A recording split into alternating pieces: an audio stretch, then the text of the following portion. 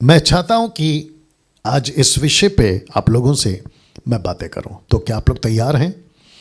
लिखा है 2 बातें जो आपको हमेशा बचाती रहेंगी। 2 बातें। इस विषय पे आज आप लोगों से हम बात करेंगे, तो मैं उम्मीद करता हूं आप लोग तैयार हैं, ठीक है ना? इसके पहले कि मैं वो 2 बातें बताऊं, मैं चाहता हूं कि मैं इसका बुनियाद बना दूं या बेस बना दूं, ठीक है ना? मुझे काफ़ी कॉल्स आते हैं और जब मैं कॉल्स को अटेंड करता हूं, सुनता हूं, तो मैं परिस्थिति मसीहों की आज क्या है उसको आकलन कर पाता हूं, है ना, कैलकुलेट कर पाता हूं। बड़ा दुख होता है। 2 कुरिन्थियों 11 का 2 पौलुस कहता है कि मैंने तुम्हारी बात एक पुरुष से लगाई है कि कुंवारी की नाई तुम्हारे को उसको सौंप दो। किसकी नाई? कुंवारी की नाई। फिर ये वही पौलुस है जो कहता है इब्रानियों किताब 5:12 से आगे कहता है कि तुम अब तक दूध पीने वाले बच्चे हो। तो यीशु, बहुत ध्यान से सुनना, गजब की लाइन बोलने जा रहा हूं। यीशु का इंतजार सिर्फ वही करेगा जो कुंवारी है, जो दुल्हन के लेवल पे आ गई है। बच्चे मसीह में होकर, बच्चे हैं अभी भी, मैच्योरिटी में, उम्र तो अच्छी खासी हो गई लेकिन बच्चे वाली हरकतें हैं। ऐसे लोग अपेक्षा नहीं करना कि आप यीशु के साथ उठा लिए जाओगे। मैं फिर कहता हूं, एक ऐसा युग में हम लोग जी रहे हैं जहां 90% सेवकों ने या चर्चों ने अपनी अपनी कलीसिया को बेबी क्रिश्चियंस बना के रखा हुआ, और वो भी कौन सी बेबी? मिल्क ड्रिंकिंग बेबीज बना के रखा हुआ। वो अपने पैर पे खड़े होना तो चाहते हैं लेकिन सेवक होने नहीं देता, क्योंकि सेवक को भी पता है कि जिस दिन ये हो गया ये पक्का मेरी गलतियां पकड़ लेगा, और ऐसा भी हो सकता है कि वो चर्च छोड़ देगा और जाकर यीशु की आज्ञा के पालन के अनुसार बाहर जाके चेला बनाए, सुसमाचार सुनाए। और मैं इस बात को समझ पा रहा हूं, लेकिन मुझ जैसे 10% जो खरी शिक्षाओं के साथ, साउंड डॉक्ट्रिन के साथ, यीशु के उस मकसद को जिसको 2000 साल पहले यीशु ने पतरस को दी, आगे उसके चेलों को दी, फिर पौलुस को मिला, तीमोथी को मिला, तीतुस को मिला, उसी मिशन को ये हम 10% वाले अभी तक लेके जा रहे हैं। नहीं तो बेड़ा गर्क था साहब, सच बता रहा हूं, बेड़ा गर्क था या बहुत बहुत गड़बड़ियां मचा के रखी हुई है। तो जो मुझे कॉल्स आते हैं उससे मैं आकलन कर पाता हूं, कैलकुलेट कर पाता हूं कि मसीहत क्या हो गई है। हमें कुछ कॉल्स ऐसे आते हैं जिसको मैं आगे रखूंगा, अभी लास्ट वाला स्लाइड वही होगा। कहते हैं कि मसीह तो बन गए हैं लेकिन पुराने पाप हमको फिर याद आ रहे हैं। अब आप समझ गए होंगे। हम मसीह तो बन गए हैं लेकिन प्रार्थना करने का मन नहीं कर रहा है। हम मसीह तो बन गए हैं, 5-10 साल हो गया है, लेकिन बाइबल पढ़ने की जो चाह है ना, रुचि, वो खत्म हो गई है। तब जाकर ये बातें मैंने आपके बीच में लाने का योजना बनाई कि 2 बातें जो आपको हमेशा बचाती रहेगी। ये 2 बातें क्या है मैं रखने जा रहा हूं। चित्र देख लीजिए, दोनों मिल जाएगा, वचन और प्रार्थना। ये 2 बातें आपको हमेशा बचाएंगी। अगर आपने इस पे फोकस नहीं किया, ये 2 बातों पे, ये 2 चीजों पे, साहब खत्म, मसीहत 0 हो जाएगी। आपको मेरी बात समझ में आ रही है? आप जितने भी दर्शक अभी जुड़े हैं मुझसे, ठीक है ना, मैं सबसे बात कर रहा हूं। अगर ये 2 चीज पे आपने फोकस नहीं किया, वचन और प्रार्थना, खत्म, मसीहत 0, टोटल 0। आप वो परफ्यूम की बोतल बन जाओगे कि बोतल तो खाली हो गई, अंदर से लिक्विड खत्म, सूख गया, बस तुम फुसफुस वाले बन गए हो। और जो लोग कह रहे हैं ना, अरे वाह खुशबू तो है, ए मेरे भाई बोतल खाली हो गया, सूख गया, बस वो भी जो आ रहा है ना वो भी खत्म हो जाएगा। अब आप लोगों को और एक बात बता देता हूं, मैंने प्रार्थना को पहले क्यों नहीं रखा, वचन को पहले क्यों रखा, ये भी मैं क्लियर करता आगे बढ़ूंगा। वजह यह है उसकी कि अगर आपको वचन पता होगा तो आप प्रार्थना करोगे सही। अगर आपको वचन ही नहीं पता कि वचन क्या है, क्या हो गया, तो आप प्रार्थना नहीं कर पाओगे ठीक से।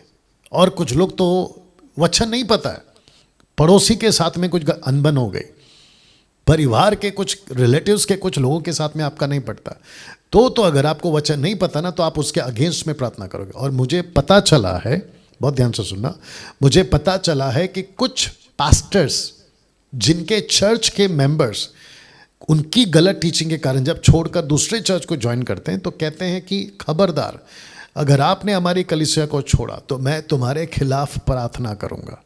मेरे को कितनी बातें मेरे कानों में आती है, बताइए। या कहते हैं कि अगर हमने प्रार्थना कर दिया ना तो तुम खत्म हो जाओगे, एक्सीडेंट हो जाएगा, तुम बर्बाद हो जाओगे, तुम्हारी किडनी फेल हो जाएगी, अरे ना जाने क्या क्या। तो मैं ऐसे जो पीड़ित लोग हैं, जिनको पिताड़ित किया जाता है, मैं उन सबको कहना चाहता हूं कि किसी के बाप से नहीं डरना है आपको, क्योंकि जो सबका बाप है ना, वो आपका बाप है, और वो आपके अंदर रहता है और आपके साथ है। याद रखो, जब तक तुम सही हो खत्म, लेकिन अगर तुम खुद ही गलत हो तो कोई तुमको नहीं बचा पाएगा। फिर बोलूंगा किसी का बाप आपको नहीं बचा पाएगा। अंडरस्टैंड? या कैसा लग रहा है? अगर वचन ही नहीं पता तो प्रार्थना कैसे करोगे? गड़बड़ कर दोगे ना। परमेश्वर की इच्छा को नहीं जानोगे, प्रार्थना कर बैठोगे। परमेश्वर चाहता कुछ और है, तुम कुछ और मांगते बैठोगे, है ना। पड़ोसी का सत्यानाश हो जाए, रिश्तेदारों का ये हो जाए, मेरा है ना भाई ने, बहन ने, पति ने, पत्नी ने, ना जाने किस किस ने मेरा नुकसान किया, प्रभु तो उसको ख़त्म कर दे। गलत प्रार्थना है। यीशु के पहाड़ी उपदेश में यीशु ने कहा, जो तुम्हें सताते हैं उनके लिए प्रार्थना करो। लेकिन संसार का नियम क्या है? दांत के बदले दांत। अभी भी चलता है अरब कंट्री में, दांत तोड़ा है तो दांत तोड़ो, हाथ काटा है तो हाथ काट दो, आंख फोड़ दी तो आंख फोड़ दो। अभी भी चल रहा है। और ये आया कहाँ से? ओल्ड टेस्टमेंट में अडॉप्ट किया ना, कॉपी किया है लोगों ने। लेकिन यीशु की टीचिंग टोटल अलग है। यीशु कहता है, जो तुम्हें सताता है उसके लिए प्रार्थना करो, जो तुम्हें श्राप देता है उसे आशीष दो, जो तुमसे मांगता है उसको दो, और ऐसे दो कि वापस पाने की आशा मत रखो। और कितनी अद्भुत टीचिंग है यीशु की, ठीक है ना। तो वचन पहले है, फिर प्रार्थना है। अगर आपको वचन नहीं पता क्या प्रार्थना करना, तो प्रार्थना क्या करोगे? तो जिसके चलते मैंने वचन पहले रखा है, इसलिए बाद में प्रार्थना रखा है ना। ये दो चीज़ इंपॉर्टेंट क्यों, बहुत ध्यान से सुनिएगा। और जितने लोग देख रहे हैं फेसबुक यूट्यूब पे, वॉच पार्टी शेयर करते चले जाइएगा, जारी रखिएगा, ठीक है ना। पास्टर डैनियल, ये दो इतना ज़रूरी क्यों है? तो मैं चाहता हूं कि एक वचन आपके बीच में रखूं। नीति वचन 18 का 14, प्रोवर्ब्स चैप्टर 18 वर्स 14। अच्छा, मुझे साथ में ये भी बताया गया कि जब आप स्क्रिप्चर को बोलते हैं, पढ़ते हैं, तो साथ में जो स्क्रिप्चर्स हैं, खास करके पाकिस्तान से, कहते हैं कि आप इंग्लिश में भी बोलें। तो लीजिए, मैं बोल रहा हूँ। अच्छा, माफ़ी चाहता हूँ कि मुझे उर्दू में जो ट्रांसलेशन है वो नहीं आती है, या मैं बोल नहीं पाऊँगा, गड़बड़ हो जाएगा।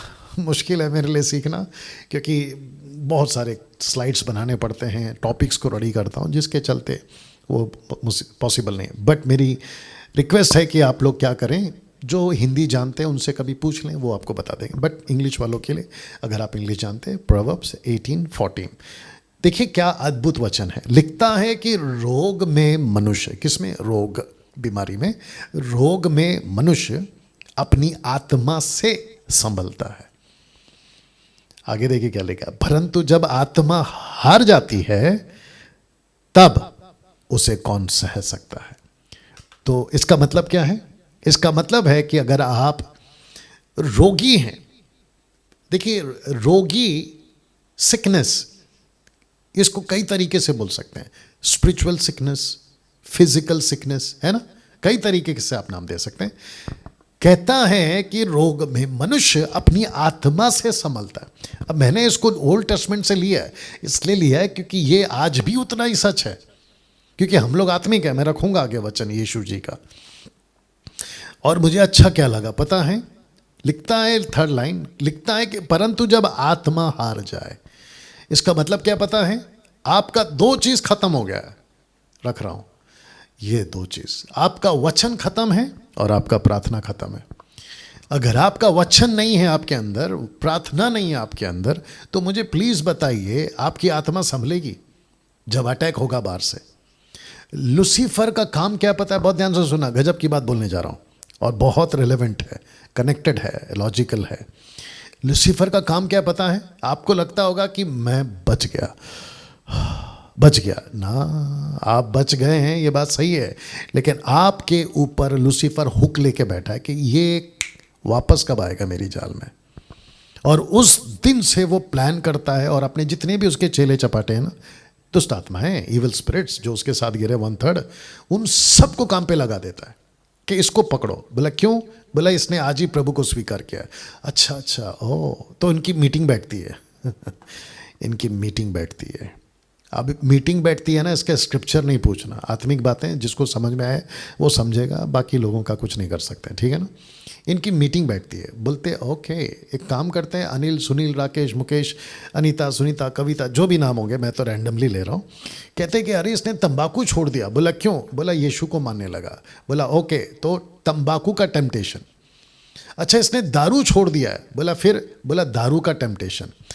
ओके अच्छा इसने सिगरेट छोड़ दिया है। बोला अब सिगरेट पिलाने का टेम्पटेशन। और मैं आपको बताऊं, आप जब अविश्वासी थे ना, आप पूछ पूछ के खाते या पीते थे, लेकिन जिस दिन से तुम मसीह बन गए, अब लोग तुमको पूछ पूछ के आ रहे कि भाई पियोगे, खाओगे। आ रही है ना बात समझ में? ये क्या है? टेम्पटेशन। कौन ला रहा है? लूसीफर ला रहा है। या सी, मेरे दिमाग में अभी एक एग्जाम्पल आ रहा है। जोसेफ, हिंदी में यूसुफ, जब तक पोतीपर के घर में था ना, माफ करना, जब तक वो याकूब के घर में था ना, किसी प्रकार का कोई टेम्पटेशन नहीं आया।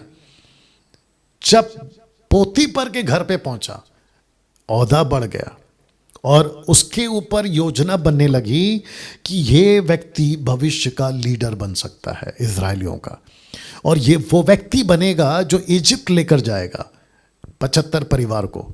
उसके बाद में तो 6 लाख हो गए। लूसीफर ने बोला लाओ, अगर इसको अभी नहीं रोका तो खत्म। पोतीपर की पत्नी, कैन यू बिलीव दिस, साधारण दासी का टेम्पटेशन नहीं दिया किसी पड़ोसी का टेम्पटेशन नहीं दिया। Can you believe this? किसका टेम्पटेशन दिया? पोतीपर की पत्नी। और उस महिला ने, लूसीफर ने उसको ऐसा इस्तेमाल किया, बोला कुछ नहीं होता है, ये तो कॉमन है। अरे यहाँ तो चलता है, तुम तो अभी आए ना बाहर से, इजरायली हो ना तुम, हिब्री हो तुम तो, लेकिन यहाँ सब चलता है। अरे घर पे कोई नहीं है। अरे है ना बात समझ में? ये था टेम्पटेशन। अरे इसने दारू छोड़ दिया, अरे इसने पॉर्न वीडियोस देखना बंद कर दिया। Can you believe this? तो बोला इसके ऊपर हुक लगाओ। तो लूसीफर क्या करता है, अगर आपका ये 2 चीज अगर कमजोर पा लिया उसने, तब जाकर लिखा है रोग में मनुष्य अपनी आत्मा से संभलता है, लेकिन अगर परंतु आत्मा ही हार जाए तो उसको कौन सह सकेगा। अरे है ना बात समझ में? अच्छा, इन दिनों में मैंने कुछ चीज़ों को ऑब्जर्व किया है, हालांकि मैं ज़्यादा बाहर नहीं घूम रहा हूँ, लेकिन फिर भी मुझे पता चला क्योंकि कुछ कुछ कॉल्स आते हैं। विश्वासियों की बात कर रहा हूँ, टाइम पास का जरिया, मतलब इतना कुछ है ना, मनोरंजन जिसको कहते हैं, बेहिसाब मनोरंजन का आजकल आपको प्लेटफॉर्म मिल जाएगा। रियलिटी शोज चल रहे हैं, रियलिटी शोज टीवी पे, उसके बाद में यूट्यूब पे अलग आपका कुछ भी, फेसबुक पे रील या छोटे छोटे टिकटॉक टाइप के वीडियोस। अब आप सोच के देखिए, अगर ये सब आप अगर देखते रहोगे तो फिर ये 2 चीज़ का क्या होगा। और छोटे से लेके बड़ा तक, लड़का से लेके लड़की तक, जवान से लेके बुजुर्ग तक, सब के लिए मनोरंजन है दुनिया के अंदर। इसलिए पौलुस कहता है इफिसियों 5वां अध्याय, अगर आप पूरा पढ़ोगे ना, कहता है कि तुम पहले अंधकार में चलते थे, अब ज्योति में चलो, ज्योति में चलो। आ रही है ना बात समझ में? इसका मतलब क्या है दोस्तों? इसका मतलब ये है कि आप सभी के लिए लूसीफर ने ऐसे ऐसे ट्रैप या ऐसे ऐसे जाल बिछा के रखे हैं कि आप कल्पना तक नहीं कर सकते।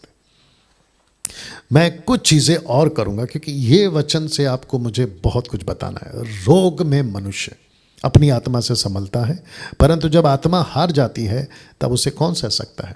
आपको पता है व्यभिचार या है ना यौन संबंध आजकल इतना कॉमन हो गया है। मतलब आपको एक वक्त था, एक दौर था, स्ट्रगल करना पड़ता था, अविश्वास की बात कर रहा हूँ, आपको अगर किसी प्रकार का मूवी भी ये देखना पड़ता था, अगर उल्टे सीधे जो मूवीज़ होते हैं, तो ऐसे टाइम पे आपको स्ट्रगल करना पड़ता था, भाई कहाँ जाओ, है ना, वीसीआर जो प्लेयर होता है, सीडी प्लेयर होता है, वो खरीदो, उसके पैसे नहीं हैं, तो डीवीडी खरीदो, उसके पैसे नहीं हैं। लेकिन अभी आपको 10-10, 15-15 रुपये में आपको जो है ना डेटा मिल जाएगा, और उसमें आप मन चाह चीज़ें देख सकते हो। अब आप बताइए, रोग में मनुष्य अपनी आत्मा से संभलता है, परंतु जब आत्मा हार जाती है तो कौन सह सकता है? मतलब आप बर्दाश्त कैसे करोगे? और इसी बात को यीशु ने क्या कहा, यूहन्ना 3:6-8 में क्या कहा सुनते, क्योंकि जो शरीर से जन्मा है वो शरीर है। अब जरा लाइन देखो, जो आत्मा से जन्मा है वो आत्मा है। अचंबा ना कर निकोदेमुस कि मैंने तुझसे कहा, क्योंकि यीशु निकोदेमुस से बात कर रहे हैं कि तुम्हें नए सिरे से जन्म लेना अवश्य है। हवा जिधर चाहती है उधर चलती है और तू उसका शब्द सुनता है, परंतु नहीं जानता कि वह कहाँ से आती, किधर को जाती है। जो कोई आत्मा से जन्मा है वह ऐसा ही है। तो यीशु यहां जोर किस पे दे रहे? आत्मा पे। मैं आपको बताऊं, ये लाइन पढ़ लो पहला। हम मसीह लोग भूल जाते हैं कि, आगे रख रहा हूं, हम मसीह लोग भूल जाते हैं कि हमारी खुराक ये दो बातें हैं। हमारी खुराक समझते हैं? फूड, FOOD, फूड, खुराक, ये दो बातें कौन सी? वचन और प्रार्थना। मैं जब बात कर रहा हूं ना अभी, तो बहुत सारे लोगों की जो ज़मीर है ना, वो अभी गवाही दे रही होगी अंदर अंदर आप लोगों की कि यस, ये सफ़ेद कोट वाला बराबर बोल रहा है। आप जितने लोग अभी मुझे देख रहे हैं, 700-800 जो भी है आंकड़ा, आप लोग जो मुझे देख रहे हैं ना भैया, आप सभी को पता है, सिस्टर्स एंड ब्रदर्स, इवन मसीह मंथन के लोगों से भी मैं बात करूंगा, और जो यूट्यूब और फेसबुक पे मेरे फॉलोवर्स या सब्सक्राइबर्स हैं, मैं उनसे भी बात करूंगा। आपको खुद को पता है कि आपकी ये दो बातें, प्रार्थना और वचन, माफ करना, वचन और प्रार्थना, इसमें कितना सूखा पड़ चुका है, कितना अकाल पड़ चुका है। एक वक्त था कि आप लोगों को प्रार्थना और बाइबल पढ़ने के लिए या वचन और प्रार्थना करने के लिए आपको बोलने की जरूरत नहीं पड़ती थी, आप लगे रहते थे। अब तो ऐसी नौबत आ गई है, पूछा जाता है प्रार्थना किया था, बाइबल पढ़ा था, ऐसी नौबत आ गई। अब आप मुझे बताइए कि एक तरफ शैतान का टेम्पटेशन संसार का, उसकी जो सीमा है ना, गति बड़ी तेजी से बढ़ रही है, ऊपर जा रही है उसका रडार, लेकिन आपका आत्मिक जीवन, जो कि तुम आत्मा हो, रख दे रहा हूँ, ये लास्ट का लाइन को मैंने इसलिए इतना बड़ा बनाया, लिखा है जो कोई आत्मा से जन्मा है वो ऐसा ही है। इसका मतलब क्या है? हम आत्मिक लोग हैं। एक तरफ लूसीफर का जो टेम्पटेशन है, उसका पीक या सीमा बढ़ती जा रही है, दूसरी तरफ आपका जो आत्मा है ना, वो कमज़ोर से कमज़ोर होते जा रहा है। तो जिसके चलते मैंने लिखा है, हम मसीह लोग भूल जाते हैं कि हमारी खुराक ये दो बातें हैं। मैं आप सभी को चैलेंज करना चाहता हूँ आज रात।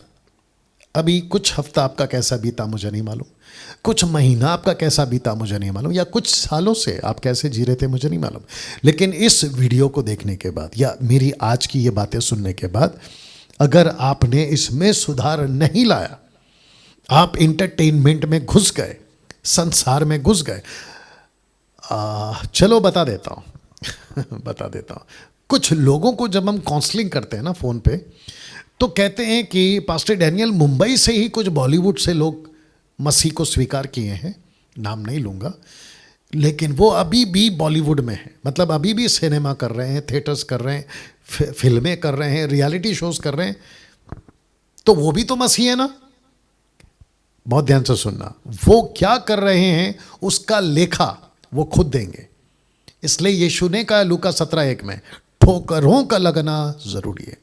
फिर यीशु ये भी कहते हैं, बी पार्ट कहते हैं कि हाय उस पे जिसके कारण ठोकर आती है। You understand?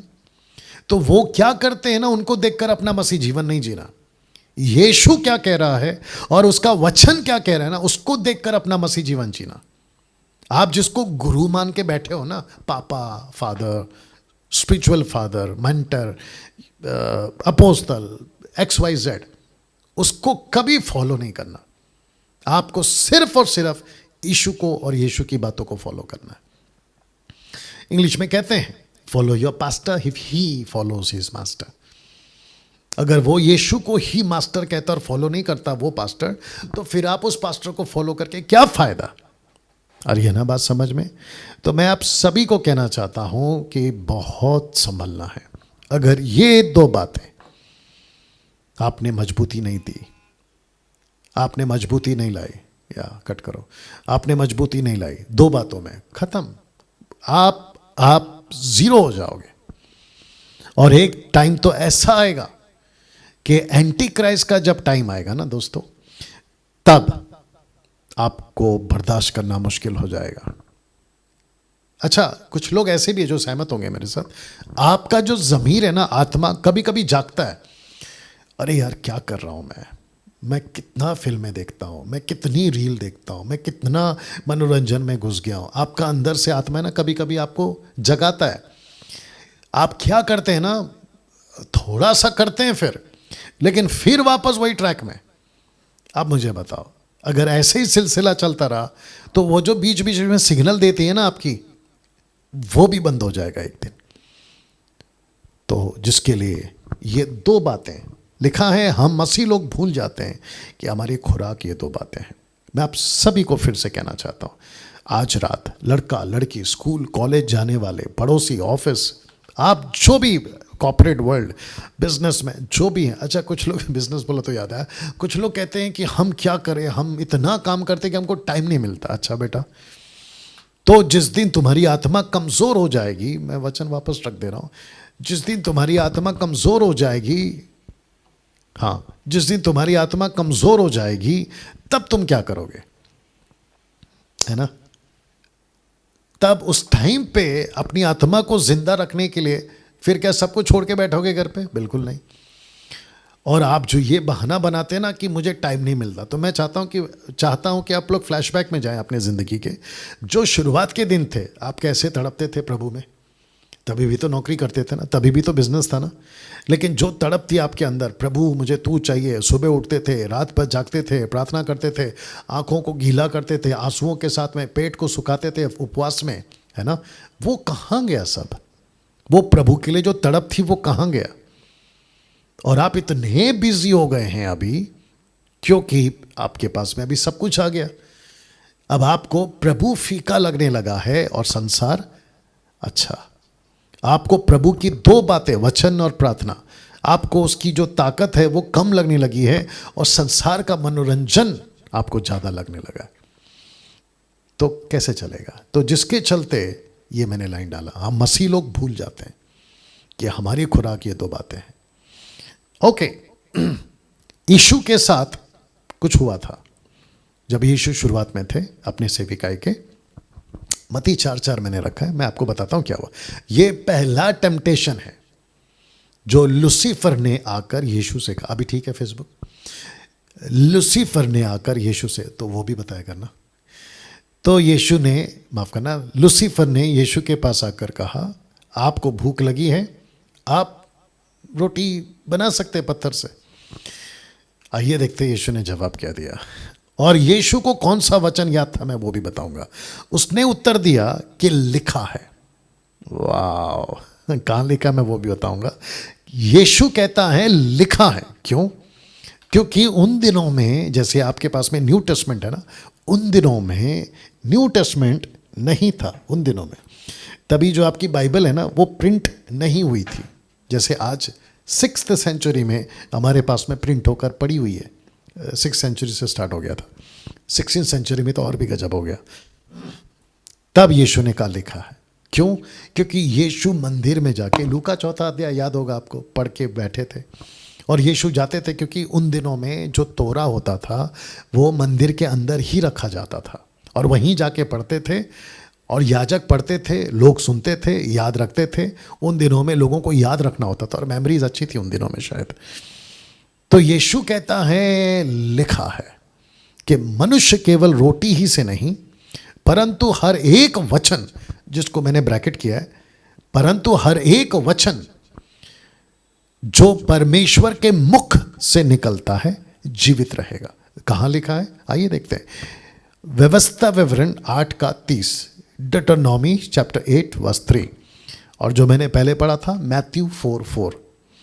ओके, तो व्यवस्था विवरण 8:3 डिटरोनॉमी का, उसका मैंने बी पार्ट लिया है। तो ए पार्ट में कुछ और है, तो वो मुझे नहीं चाहिए था। ऑफकोर्स पढ़ना तो सभी है, लेकिन आपको सिखाने के लिए बी चाहिए था, इसलिए बी लिखा है। तो लिखा है कि इसलिए कि वह तुझको सिखाए, कौन? परमेश्वर। वह तुझको सिखाए कि मनुष्य केवल रोटी ही से नहीं जीवित रहता। तो प्रभु क्या करता है? आपको सिखाता है। तो 40 दिन 40 रात उपवास के टाइम यीशु मसीह को परमेश्वर पिता, क्योंकि हमको सिखाने के लिए, उनको सिखा रहे थे कि भूखा रहो, भूखा रहो, रोटी मत खाओ, भूखा रहो। क्या अद्भुत है! ताकि तुम सीखो कि डिपेंड किस पे रहना है, निर्भर किस पे रहना है। लिखा है, परंतु जो वचन यहोवा के मुख से निकलते हैं उन्हीं से वो जीवित रहता है। क्या बात है, नहीं? मेरा एक क्वेश्चन है आप लोगों से। यीशु का सेविकाई बहुत शॉर्ट टाइम था, जिसको कहेंगे 3.5 साल। 3.5 साल में तो हम मसीह लोग दूध बॉटल छोड़ते ही नहीं। यीशु मसीह 3.5 साल में पक्के थे।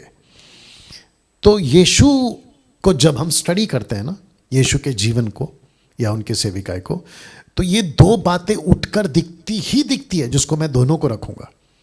ये मैंने एक रख दिया। तो यीशु की खुराक, ध्यान से सुनना, क्या थी? वचन। यीशु का ब्रेकफास्ट क्या था? वचन। यीशु का लंच डिनर क्या था? वचन। जबकि यीशु के अंदर इतनी ताकत है, ऑफ कोर्स वो तो परमेश्वर है, वो पत्थर से रोटी बना सकते थे, लेकिन उन्होंने नहीं बनाया।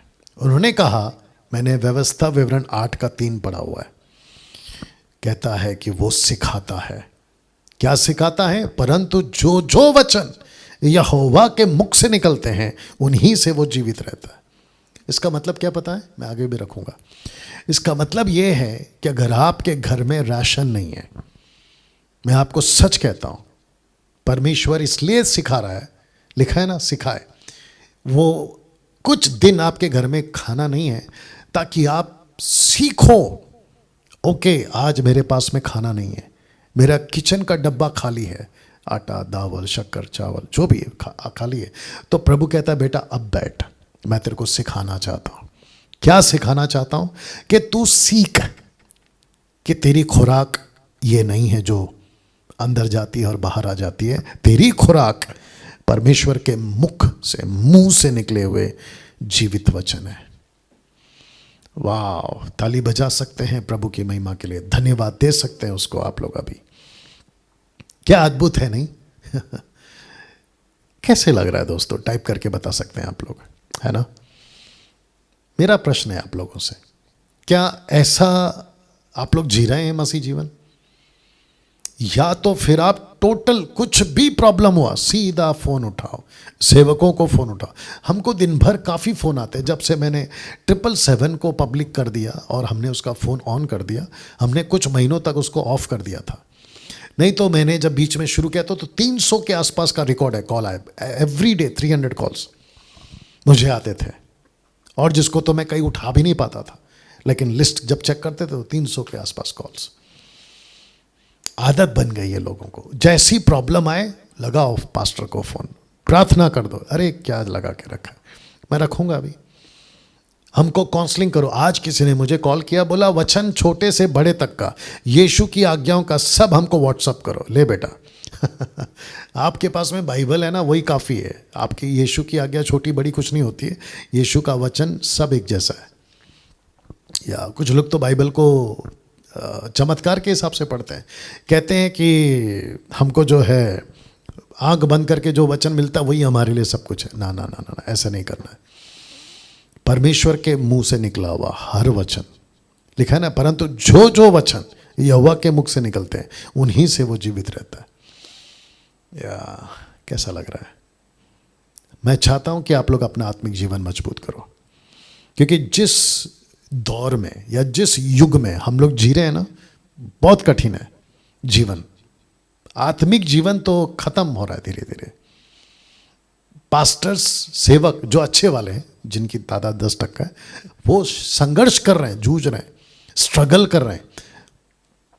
लोगों को कैसे समझाएं, लोगों को कैसे मोटिवेट करें, ऐसे स्ट्रगल कर रहे हैं वो लोग, जानते हैं आप। या तो यीशु ने कभी भी किसी प्रकार का कोई भी समझौता वचन के साथ नहीं किया, बोला ना, वचन के आगे कुछ नहीं है ना। दूसरी बात, वक्त का ध्यान रखते हुए ये चित्र आप लोग देख लीजिए यीशु जी का प्रार्थना का। मरकुस 1:35, Mark chapter 1 verse 35, Mark chapter 1 verse 35 लिखा है कि भोर को दिन निकलने से बहुत पहले वह, ये जो शब्द है ना, वह यीशु के लिए, वह उठकर निकला, एक जंगली स्थान में गया और वहां प्रार्थना करने लगा। क्या बात है ना। तो यीशु वचन को भी महत्व देते थे और यीशु प्रार्थना को भी महत्व देते थे। ये दो पंख हैं आपके पक्षी के, बर्ड्स के दो पंख हैं। कोई भी पक्षी एक पंख से नहीं उड़ सकता। आपको पता है क्या होता है? एक विश्वासी कभी भी एक पंख से नहीं उड़ पाएगा। आपको दोनों पंख चाहिए, मतलब एक वचन और प्रार्थना। और मैं वापस कहता हूं कि वचन को मैंने पहले रखा है। क्यों? क्योंकि आपको वचन पता होगा तो ही प्रार्थना कर पाओगे, नहीं तो गई भैंस पानी में। यीशु प्रार्थना करते थे। मेरा क्वेश्चन है, मैं जब इसको स्टडी कर रहा था और अभी बात कर रहा हूं तो भी मेरे दिमाग में वही बात आ गई कि यीशु जी आपको ज़रूरत क्या है प्रार्थना की? अच्छा, इसको कुछ लोग है ना अलग एंगल भी देते हैं, कहते हैं कि अरे यीशु अगर परमेश्वर है तो वो खुद क्यों प्रार्थना कर रहा है? ए भाई, वो हमको सिखा रहा है। यीशु ने क्या कहा पता है? पहला पतरस के पहले अध्याय में आई गेस उन्होंने कहा है, पतरस कहता है कि यीशु के पद चिन्ह पर चलो, follow the footsteps of Jesus Christ. हम यीशु को फॉलो इसलिए करते क्योंकि यीशु को भी पता था कि ये किसी और को फॉलो नहीं करेंगे, ये मुझे फॉलो करेंगे। अगर यीशु ये सब नहीं करता तो हमको पता कैसे चलता कि यीशु खुद प्रार्थना करते हैं? और आपको और एक बात बता दूं, हिब्रू चैप्टर 7 वर्स 25 मैंने नहीं रखा। यीशु अभी भी प्रार्थना कर रहे हैं जो नाश हो रहे हैं ना, उनको बचाने के लिए।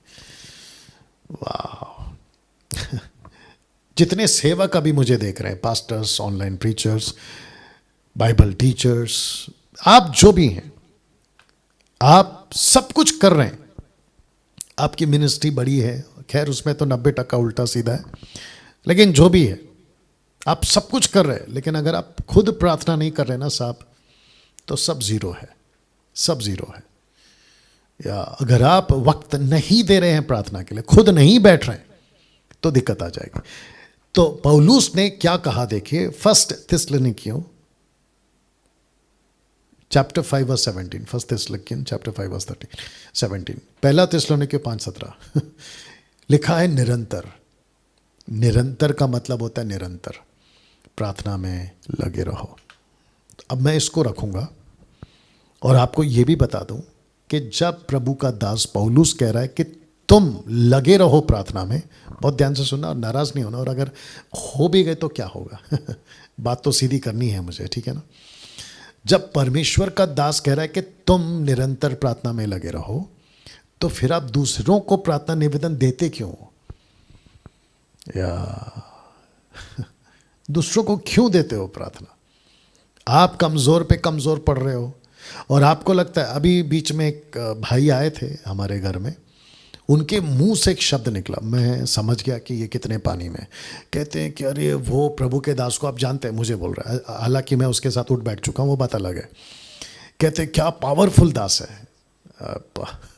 अब आप सोच के देखिए कि उसकी मेंटालिटी क्या है। उसकी मेंटालिटी ये है कि वो पावरफुल है लेकिन मैं कुछ नहीं हूँ, तो उसने खुद को कमज़ोर समझ लिया और वो वैसे ही जीवन जी रहा होगा। या कैसा लग रहा है? अगर आप भी यही कॉन्सेप्ट में चल रहे हो ना कि अरे वो तो पावरफुल पास्टर है, प्रभु का बड़ा दास है, अरे ठीक है ना, तुम क्यों अपने आप को कमज़ोर समझ रहे हो? जितना परमेश्वर उसका है ना, उतना ही वो आपका है। और याद रखिए, 1 कुरिन्थियों 12 अध्याय वचन 13-14 से आगे, जो आत्मा सबको पिलाई गई है वही आत्मा आपको पिलाई गई है, पौलुस कहता है। इसका मतलब है कि परमेश्वर आधा किलो, पाव किलो, 1 किलो नहीं बांटता है। परमेश्वर अपना सामर्थ्य सबको एक जैसा देता है। जो लेवल उनका है वही लेवल आपका है। आ रही है ना बात समझ में मैं क्या कह रहा हूँ? या तो मेरा क्वेश्चन है, आपको निरंतर प्रार्थना में लगे रहना है। अब मैं आपको बताता हूं क्यों। ये लाइन पढ़ लो पहले। क्या आप आजकल कमजोर पड़ रहे हैं? किस क्षेत्र में? पाप के क्षेत्र में। वजह है ये दो बातें। अगर आपका वचन कमजोर पड़ गया आपके अंदर, प्रार्थना कमजोर पड़ गई आपके अंदर, तो फिर ये तो ऑब्वियस है कि पाप के क्षेत्र में आप पड़ चुके हो। पाप के क्षेत्र में क्या आजकल कमजोर पड़ रहे हैं पाप के क्षेत्र में? तो वजह ये दो बातें। आप कभी कभी आप लोग क्या करते हैं पता है? मुझे भी कॉल्स आते हैं और आप लोग भी जानते हैं, कहते हैं कि पुराना पाप याद आ रहा है। वजह है ये दो बातें नहीं है आपके अंदर। ये दो बातें, वचन और प्रार्थना। कुछ लोग कहते हैं कि जो लत छूट गई थी सिगरेट की, गुटखा की, दारू की, तंबाकू की, उल्टे सीधे वीडियो देखने की, वो लत वापस आ रही है। नितिन को कितने कॉल्स आते हैं जब वो मुझे बताता है कि एक आदमी कहता है कि मेरे से वो छूट नहीं रहा है। वो इसलिए नहीं छूट रहा है क्योंकि आपके अंदर से ये दो बातें कमज़ोर पड़ गई। और मैं समझता हूँ कि वो वचन आपके लिए मैं वापस रख देता हूँ जो मैंने रखा था, ये वाला। रोग में मनुष्य अपनी आत्मा से संभलता है, परंतु जब आत्मा हार जाती है तब उसे कौन सह सकता है? मेरे दोस्त, मेरे दो भाई बहन प्रभु में जो भी लोग हैं आप लोग, क्या इस वक्त जब मैं बात कर रहा हूं, क्या कोई पुराना पाप या कोई पुरानी आदत या कुछ भी आपको कमजोर बना रहा है? तो वजह है आपका आत्मा कमजोर पड़ गया। और कैसे? आपका खुराक। एक है वचन, दूसरा है प्रार्थना। मैं चाहता हूं कि इसके ऊपर आप लोग काम करें। अगर आप खुद प्रार्थना नहीं कर रहे और वचन नहीं पढ़ रहे हो खुद के लिए, आपकी आत्मा को मजबूत करने के लिए, तो मेरी रिक्वेस्ट है प्रार्थना निवेदन देना बंद कर दीजिए। क्योंकि ऊपर बैठा परमेश्वर मुझ जैसे और कई जैसे, जो आपकी सोच है कि बड़े सेवक होंगे तो ज्यादा प्रभु सुनता है, बिल्कुल बकवास। ये लाइन को मैं फिर रिपीट करूंगा, बकवास। परमेश्वर किसी की भी प्रार्थना सुन सकता है, बस वो प्रार्थना करने वाला कैसा है ये इंपॉर्टेंट है। अगर आपका प्रार्थना का जीवन, वचन का जीवन अगर वो ठीक नहीं है, आप किसी को प्रार्थना निवेदन मत दीजिए और ना ही हमसे काउंसलिंग की अपेक्षा करिए। खास करके 777 पे तो आप कॉल ही मत करिए। नहीं तो मेरे पास अगर फोन आ गया नितिन के अलावा, मेरा तो पहला सवाल ये होगा, मसीह हो? बोला यस। कितने साल से? इतने साल से। बाइबल पढ़ते हो? वहां तुम फंस जाओगे। अच्छा, कुछ लोग मुझे बोलते हैं हम बाइबल पढ़ते हैं। मैंने पूछा कितना? बोला 5 मिनट। अच्छा बेटा, जब तुम खाना खाते हो अपने जीवन के लिए, जिंदा रहने के लिए, तो आप देखते हो कि क्या क्या खा सकते हैं। भर भर के खाते हो और मर मर के खाते हो। राइट और नो? तो मेरा क्वेश्चन ये है कि आप जो आत्मा की खुराक है उसको इतना कम क्यों खाते हो? उसकी भी खुराक बढ़ाओ ना।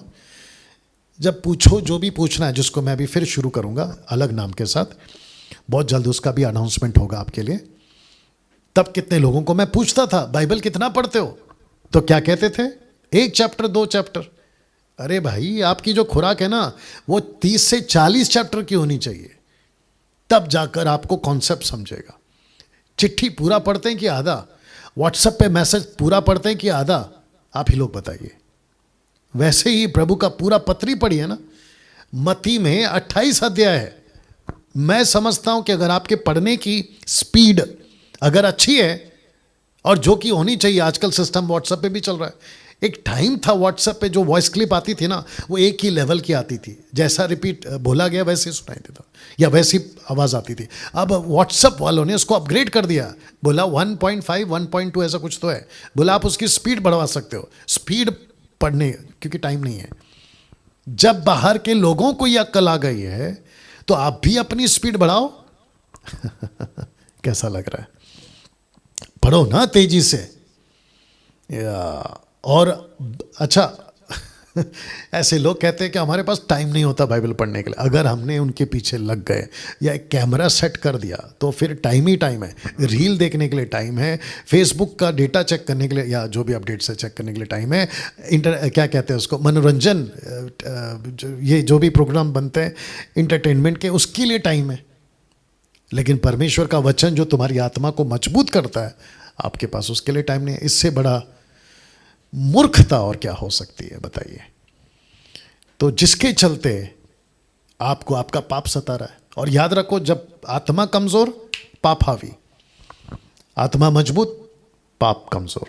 सिंपल सीधी बात है। तो उम्मीद करता हूं कि आपको ये बातें मेरी समझ में आई है और इसको आप लोगों ने अपनी आत्मा में ग्रहण किया है।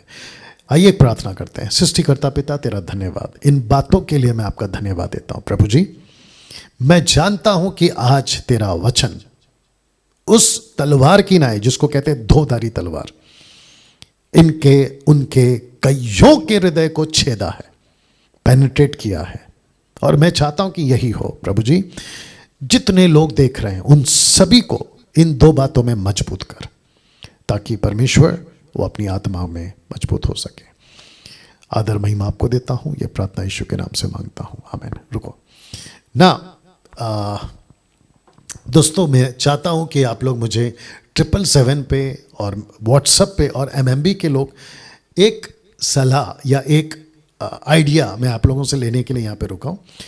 वो ये है कि आप लोग चाहते हैं कि जो ऑनलाइन चर्च है वो शाम को हो या ऑनलाइन चर्च जो चलाता हूँ मैं वो सुबह हो, ये आप लोग मुझे बताएंगे। अगर आप लोग शाम के लिए कंफर्टेबल हैं तो मैं इसको जारी रखूँगा, अन्यथा मैं इसको सुबह कर दूंगा, ताकि सुबह जो आप लोग मुझे देखते हैं, देखना चाहते हैं सुबह का चर्च, वो आपके लिए मैं लाइव लेकर आऊँ। और याद रखिएगा, ये सिर्फ संडे की सुबह की बात कर रहा हूँ। बाकी जितनी एक्टिविटीज़ होगी जो मैं अलग से प्रोग्राम बनाऊंगा वो सब शाम को होगा, ठीक है। अगर आप लोग सुबह के लिए सहमत हैं तो मुझे प्लीज़ बताएं, ताकि मैं आप लोगों की बड़ी तादाद, मेजॉरिटी कहाँ है, सुबह वाली या शाम वाली, उसके हिसाब से तय करूँगा। ओके, वीडियो को खूब शेयर करें, मसीह मंथन के साथ जुड़ें, खरी शिक्षा के साथ जुड़ें और प्रभु के राज्य में बढ़ाने के लिए बढ़ चढ़कर आगे आएँ। प्रभु आपको आशीष दे। जय मसीह। अपना ख्याल रखें। जय मसीह।